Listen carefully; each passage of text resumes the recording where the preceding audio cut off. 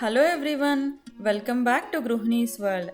Today I am going to show you calcium rich mutton paya or goat leg soup which is very tasty and juicy as well as healthy to our bones. I'll show you a very easy and quick way to make this super yummy recipe. So let's not waste any more time and get started.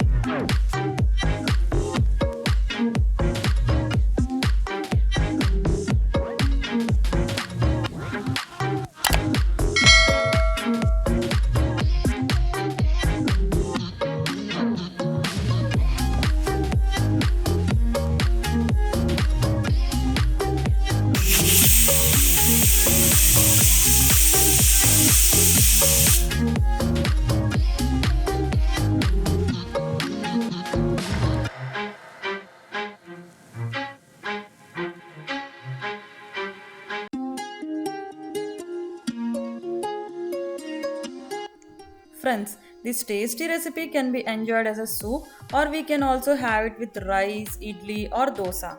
So do try this recipe and don't forget to like and share your valuable feedback with me in the comment section below. Thank you. Bye.